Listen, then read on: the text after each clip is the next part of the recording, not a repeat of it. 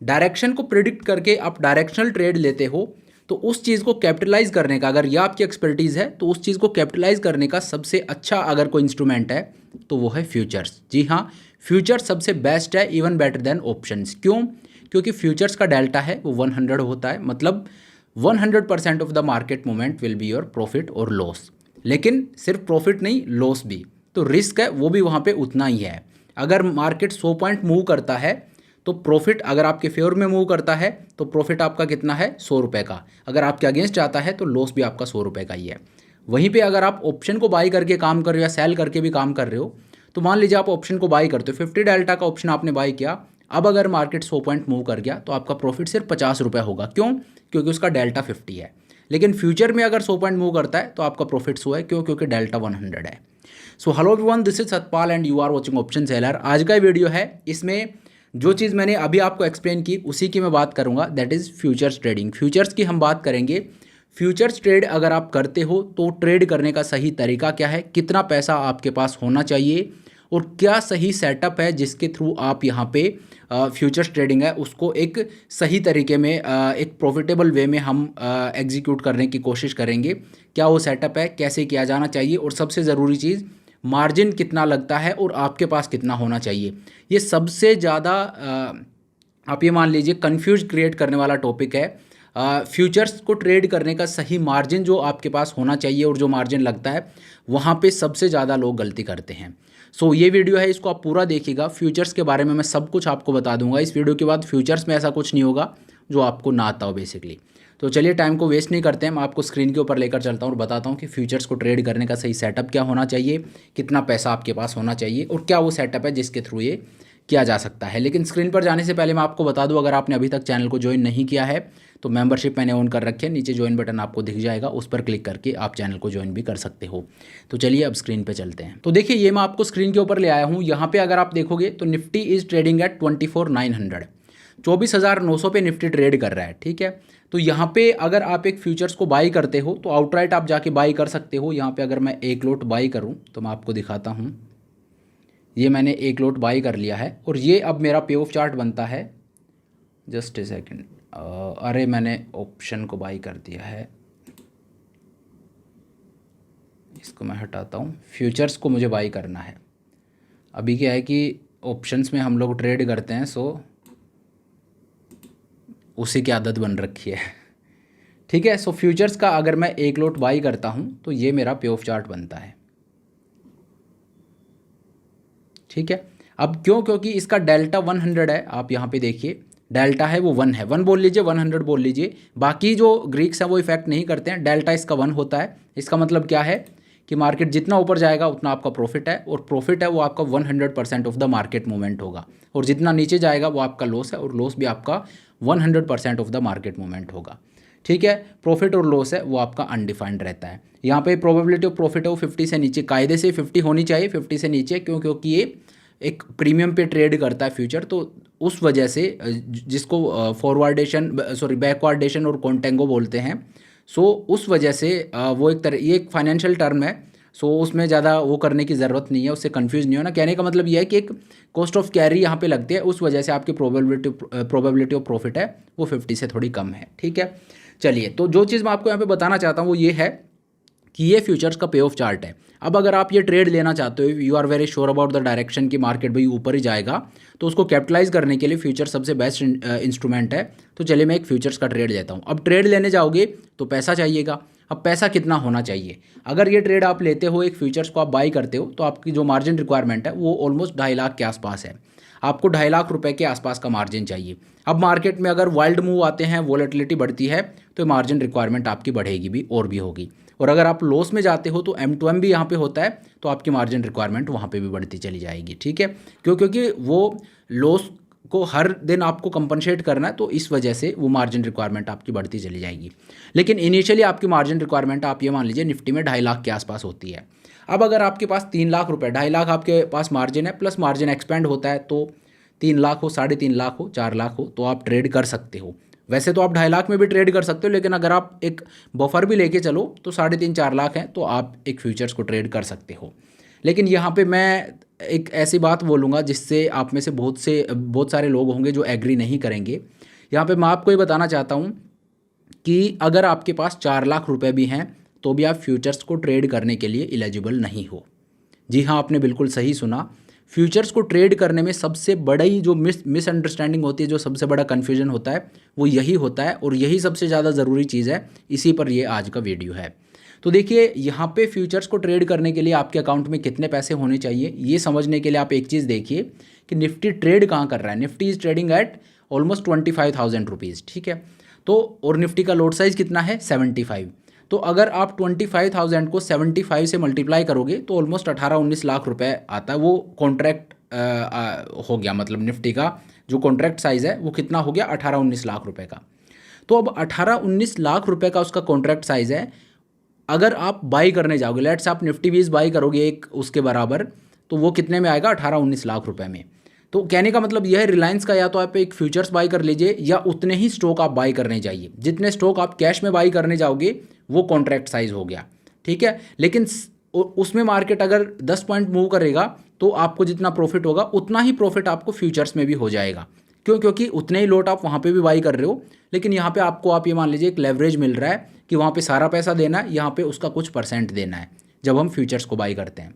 तो कहने का मतलब ये हो गया कि निफ्टी जहाँ ट्रेड कर रहा है उसको अगर आप लोट साइज से मल्टीप्लाई कर दोगे तो वो कॉन्ट्रैक्ट साइज हो गया, जो निफ्टी के केस में 18-19 लाख आएगा, ठीक है। तो 18-19 लाख का माल आप उठा रहे हो कितने में, 2.5 लाख रुपए में, ठीक है। आपका प्रॉफिट लॉस है वो 18 लाख पे हो रहा है, ठीक है, कि 18 लाख का जितना आप उठाते माल, तो उसमें जो आपको प्रॉफिट लॉस होता, सेम प्रॉफिट लॉस आपको 2.5 लाख पे हो रहा है। तो सुनने में बड़ी अच्छी चीज़ लगती है, लेकिन आप ये मानिए कि प्रॉफिट होगा तो 18 लाख पे हो रहा है, लॉस होगा वो भी 18 लाख पे है, और आपने तो 2.5 लाख ही दिए हैं, ठीक है। तो 2.5 लाख पे लॉस भी 18 लाख वाला ही होगा।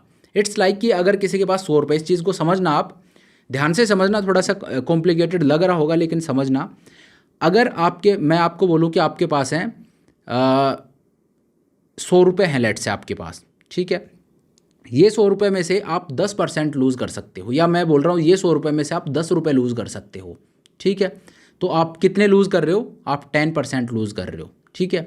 लेकिन अगर किसी के पास 20 रुपये हैं, वो अगर 10 रुपये लूज़ करता है तो वो 50% लूज़ कर रहा है।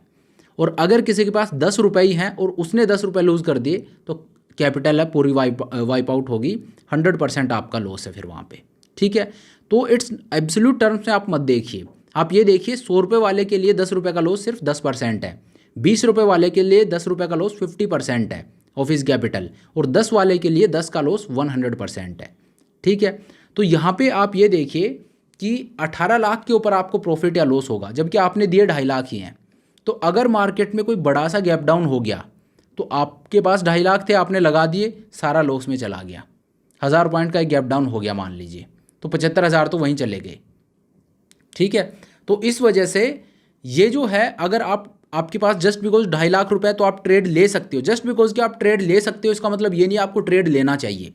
ट्रेड लेने के लिए सही में आप अफोर्ड कब करते हो ट्रेड लेना, ठीक है। एक ट्रेड को लेना आप कब अफोर्ड करते हो, एक ट्रेड को लेना आप तब अफोर्ड करते हो जब उसमें कोई अगर अनफॉर्चुन इवेंट हो जाए तो उसमें आपको डरने घबराने की, आप पैनिक ना करो, इतना आपके पास बफर होना चाहिए। तो मैं बहुत एग्रेसिव नहीं हूँ, बहुत कंजर्वेटिव भी नहीं होना चाहता, बहुत एग्रेसिव भी नहीं होना चाहता। तो आइडियली कितने कैपिटल आपकी होनी चाहिए, तो 18 लाख इसका कॉन्ट्रैक्ट साइज़ है, ठीक है, उसका हाफ आप कर दीजिए तो कितना हो गया, 9 लाख रुपए। ये मैं बहुत कंजर्वेटिव नहीं हो रहा इसलिए, वरना मैं 18 लाख बोलता, लेकिन ज़्यादा कंजर्वेटिव होके भी काम नहीं करना चाहिए। तो आप ये मान लीजिए 18 का हाफ आप कर दीजिए। अगर आपके पास 9 लाख रुपए हैं तो निफ्टी का एक लोट ट्रेड करने के लिए आप एलिजिबल हो, जबकि मार्जिन रिक्वायरमेंट सिर्फ वहाँ पे 2.5 लाख ही है, 2.5 लाख मार्जिन रिक्वायरमेंट है। लेकिन आई वुड से कि आपके पास 9 लाख रुपए होने चाहिए, तब आप एक लोट से ट्रेड कीजिए। और इससे होगा क्या कि majority of the times you will see कि आप हैंडल कर पा रहे हो हर एक पोजीशन को। अगर मार्केट में कल 1000 पॉइंट का भी गैप डाउन हो गया, यू विल नॉट पैनिक, ठीक है। तो पहली चीज़ तो ये कि आपके पास जो कॉन्ट्रैक्ट साइज है उसका हाफ कैपिटल होना चाहिए, दैट इज़ अगर 18 लाख है, 9 लाख अगर आपके पास हैं तो आप एक फ्यूचर्स को ट्रेड कर सकते हो एक लोट को, ठीक है। चलिए, एक लोट में 2.5 लाख रुपए हो गया। लेकिन जो आप 9 लाख रख रहे हो उसमें सिर्फ फ्यूचर को बाई सेल मत कीजिए, वहाँ पे अब आपको ऑप्शंस को भी क्लब इन करना है। इसमें से अब आप क्या करोगे, आप एक जैसे कवर्ड कॉल होता है, स्टॉक मैंने बाई किया उसके अगेंस्ट मैं कॉल ऑप्शन सेल करता हूँ, तो यहाँ पे भी आपको हर महीने 10-15 डेल्टा का एक कॉल ऑप्शन सेल करना है, ठीक है। इसमें थोड़ा सा आपको प्ले करना है, क्या प्ले करना है कि 25,000 पे मार्केट ट्रेड कर रहा है, 25,000 से बाहर आप गए, 25,800 पे आप चले गए, वहाँ का एक कॉल ऑप्शन सेल कर दिया, तो वो प्रीमियम घर आ रहा है, ठीक है। अब क्योंकि आप फ्यूचर्स को ट्रेड कर रहे हो तो आप एक डायरेक्शनल व्यू रख रहे हो।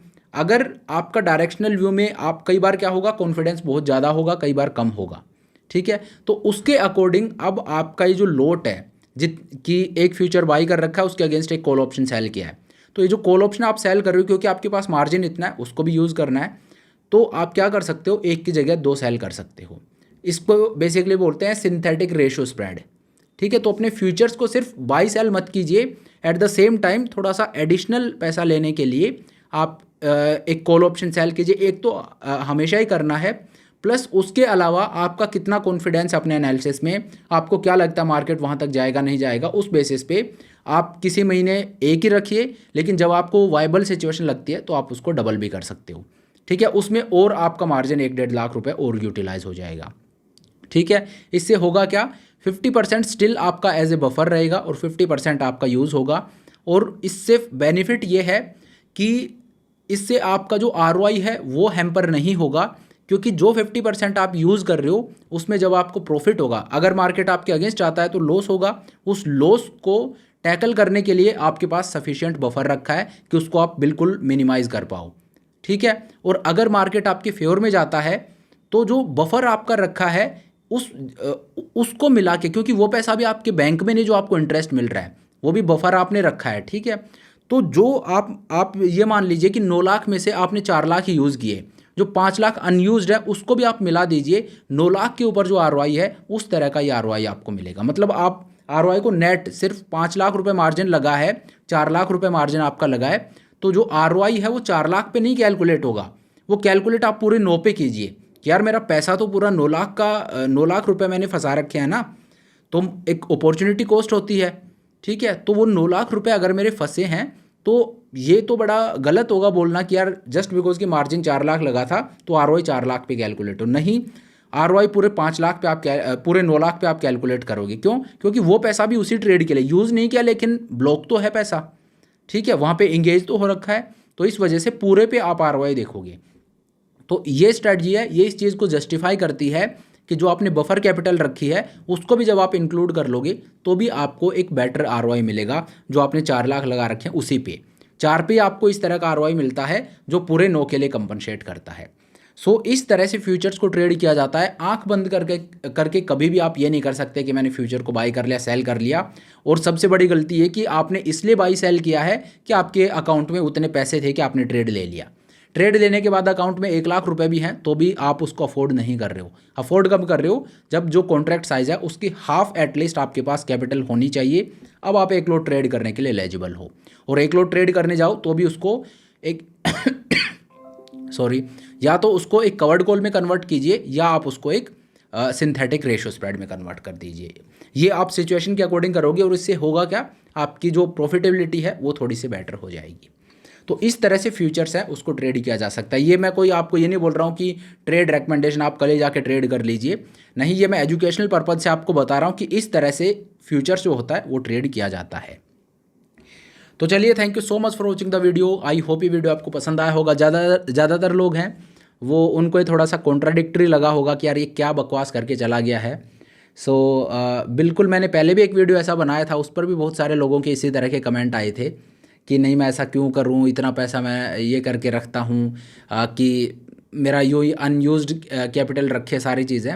लेकिन एक बात को समझिए, जो चीज़ मैंने आपको बताया उसके पीछे का लॉजिक ये है कि जब आप गलत हो तो रिस्क मिटिगेट करने के लिए आपके पास पैसा रखा है, और जब आप सही हो तो सारे पैसे को इंक्लूड करके ROI है वो जस्टिफाई हो रहा है। As simple as that. वो चीज़ है, वो गोल है, और ये एक सस्टेनेबल चीज़ है जिसको हम कर सकते हैं एक लंबे पीरियड के लिए। ये कोई तुक्का नहीं होगा। अगर इसको हम कर लेते हैं उस तरह से रिफाइन करके और इसमें कॉन्फिडेंस एक बार आ जाता है तो this is something that we can do for a longer period of time. तो इस तरह से फ्यूचर्स है उसको ट्रेड किया जा सकता है, और ये है तब के लिए जब आप एक मार्केट को प्रिडिक्ट करके ट्रेड करते हो। अगर मैं मेरा पर्सनली बताऊं तो मैं बहुत ज़्यादा ट्रेड नहीं करता हूं, क्योंकि मैं नॉन डायरेक्शनल ट्रेडर हूं कि मैं मार्केट को प्रिडिक्ट करके और उस तरह से काम करूं। लेकिन मार्केट में क्योंकि आप मुझे फॉलो करते हो तो जस्ट जो मैं करता हूं वही आपको बताऊं, इतने तक ही नहीं, इसके अलावा और मार्केट में क्या क्या होता है उससे भी मैं आपको अपडेट रखना चाहता हूँ। तो फ्यूचर्स को अगर आप ट्रेड करना चाहते हो तो दिस इज़ द वे। तो चलिए, thank you so much for watching the video. I hope ये वीडियो आपको पसंद आया होगा। अगर वीडियो अच्छा लगा तो मेक श्योर आप वीडियो को लाइक करें, चैनल को सब्सक्राइब करें। This is Satpal signing off.